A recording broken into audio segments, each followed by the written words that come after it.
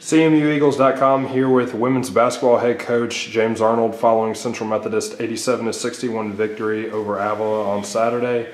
Coach, your opening statement regarding the victory. Well, we needed a road win, and we needed a Saturday win. And one of the things we've talked about is how tough it is to win league games, and league games on the road especially. And so it was really nice to come out today. I thought in the first half we did some good things, but I thought Avila played with some great intensity and did some really nice things. But I thought in the second half we made some adjustments, and the ladies took to them, and we played a fantastic half of basketball in the second half. Central Methodist jumped out to a 20-9 lead before Avila used 6 3-pointers in the first half to claw back in, taking a 6-point lead. Trailing by 6 points, what did you tell your team? Well, I think that, Avila made some shots, and I thought that we got a little flat-footed defensively. We've got to the point where we were kind of standing around, and late in the clock, they made some big-time baskets. They've got some kids that can make shots. We were fortunate tonight that one of their big pieces, Cassie Burner, was out, and I think that helped us, obviously. But we focused so much on maybe some of their top 2 or 3 kids that some other role players made some big baskets. We needed to make sure we were denying the ball better. We needed to make sure that we were playing our defense and staying in a good shell position, a good help side position.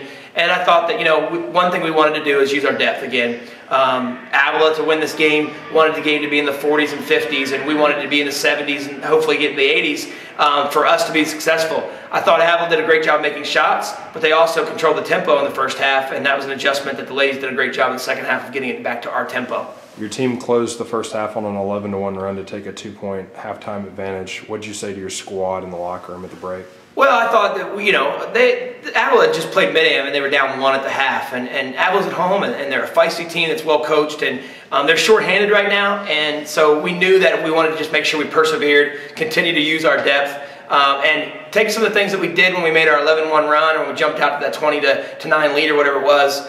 Do those things more in the second half, and slow down a little bit. In the first half, I thought we played fast and quick, which is good, but we played out of control.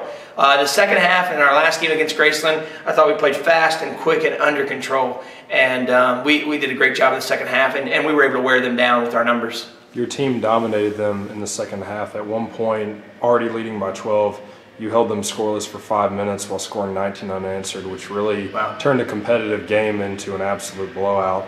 What does that say about your team's resiliency to shut down Avila and turn on what is the league's top-rated defense? Well, I thought that's nice to know. I didn't really know that stat. Of course, I haven't watched film, but one of the things that we have been able to do is defend.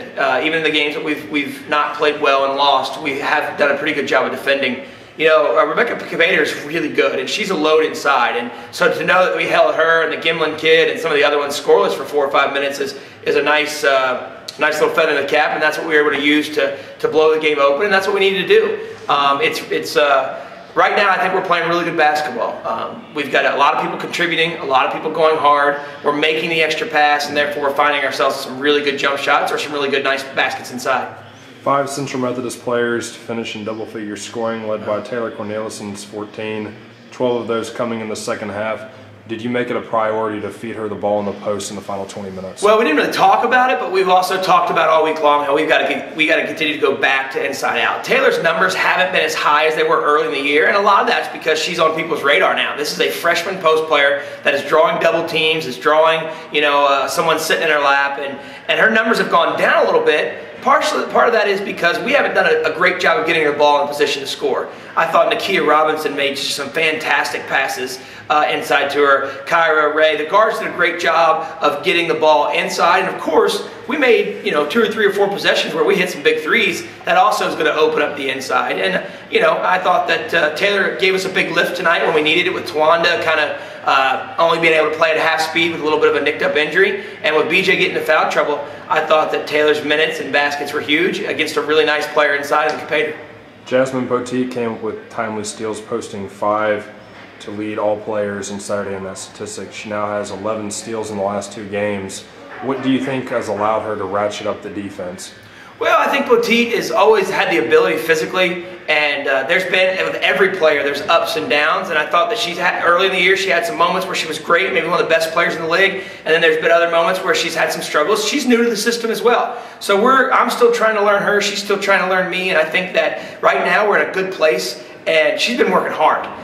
in the weight room. I know that she's been putting in extra time in study hall and just doing all the things that need to be done on and off the floor to be better, to be more consistent.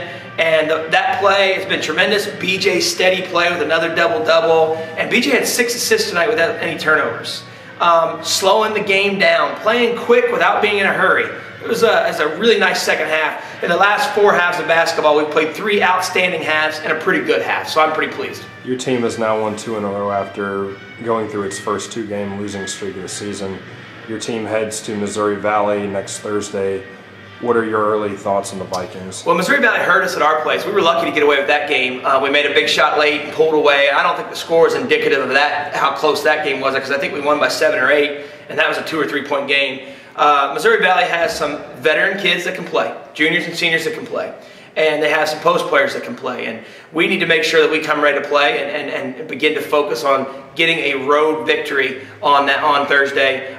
It's a quick trip. It's one of our rivals. It's going to be a big opportunity for us to try to keep this thing rolling, get the 21st win, get another league win so we can continue to work to ensure ourselves on a home playoff game. I think the biggest key with Missouri Valley is that we need to make sure that we work harder than them. Tonight they beat a tough Peru State squad, that's been playing well, and Mobile beat them. So we're going to have our hands full on Thursday, and hopefully we get a great crowd because it's a close trip for us.